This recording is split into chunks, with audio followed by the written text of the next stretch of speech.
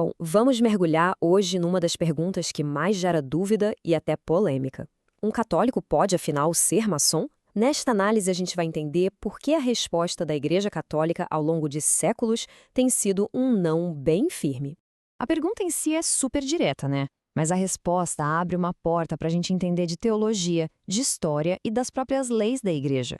E o que a gente descobre é um verdadeiro conflito de visões de mundo que muita gente nem imagina que existe.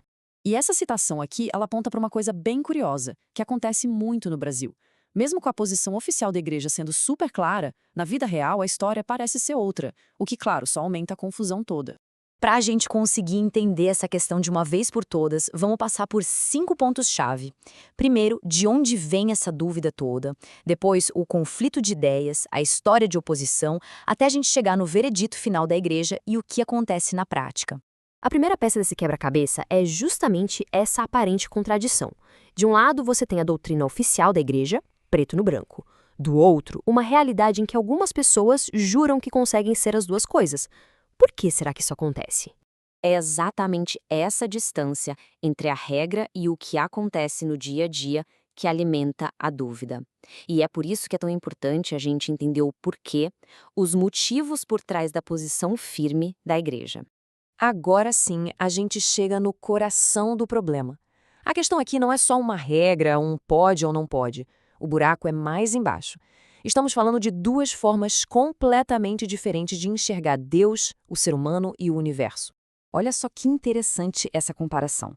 A fé católica, ela parte da transcendência, ou seja, da ideia de um Deus que não só criou tudo, mas que se revela, que fala com a humanidade. Já a maçonaria tem uma base no naturalismo, uma visão mais focada no mundo que a gente pode ver e tocar, no aqui e agora. E a maçonaria trabalha com essa ideia do grande arquiteto do universo. Pensa num relojoeiro cósmico. Ele criou o relógio, deu corda e deixou ele funcionando sozinho. Esse criador não interfere, não se comunica. É uma ideia bem diferente do Deus pessoal do cristianismo, que é presente e atuante na história. E aqui a gente chega no ponto de ruptura total. A maçonaria prega um certo indiferentismo religioso, ou seja, a ideia de que todas as religiões são caminhos válidos para chegar a um mesmo Deus. Para a fé católica, isso é impossível. A crença é que Jesus Cristo não é só um caminho, mas o caminho, a revelação definitiva de Deus. E isso não é negociável. Essa frase resume perfeitamente a conclusão teológica da igreja. Não há uma questão de nomes diferentes para a mesma coisa. Para a doutrina católica, o conceito de Deus dos maçons e o Deus revelado por Jesus Cristo são fundamentalmente diferentes. E essa briga de ideias não ficou só no campo da teologia, não. Ela transbordou para a vida real, para a história, e criou um longo histórico de conflitos bem diretos entre a igreja e a maçonaria. Se a gente olhar para a história, especialmente na Europa, o objetivo de muitos grupos maçônicos era bem claro: diminuir a influência da igreja na sociedade. Eles viam a igreja como uma força que atrapalhava o progresso e, em alguns casos, tentaram até minar a estrutura dela por dentro. E essa linha do tempo mostra alguns exemplos bem concretos, na Itália, em Portugal e até aqui no Brasil na Proclamação da República. Em vários momentos-chave da história, grupos ligados à maçonaria estiveram em oposição política direta à igreja, disputando o controle do Estado, da educação e da cultura. Bom, depois de ver todo esse pano de fundo, tanto de ideias quanto de história, qual é, afinal, a palavra final da Igreja?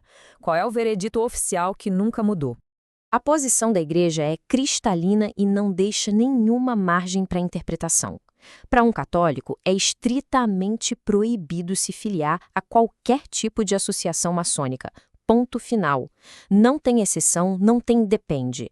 E a consequência disso é imediata. Não é algo que precisa de um processo, de um bispo ter que declarar. A penalidade é automática. No momento em que a pessoa entra para a maçonaria, ela já incorre nessa pena. Certo, mas que penalidade é essa? O que significa na prática? Vamos entender agora o que é a excomunhão e quais são as consequências diretas disso na vida de um católico. Olha, é muito importante entender o que é a excomunhão. Não é uma punição no sentido de vingança ou de mandar alguém para o inferno. A Igreja a vê como uma penalidade medicinal. É um reconhecimento oficial de que a pessoa, por seus próprios atos, se colocou fora da comunhão da fé e dos ensinamentos da Igreja. E as consequências na prática são bem sérias. A pessoa fica separada da vida em comunidade, não pode ter nenhuma função oficial na igreja e, o que é mais significativo para quem tem fé, fica impedida de receber os sacramentos, como a confissão e, principalmente, a Eucaristia, que é o centro da vida católica. No final das contas, tudo se resume a essa pergunta. É possível que duas verdades que se excluem mutualmente convivam dentro da mesma fé? Para a Igreja, a verdade revelada em Cristo e os princípios da maçonaria não são só diferentes, eles são incompatíveis. Tentar juntar os dois seria como tentar misturar água e óleo. Simplesmente não se unem.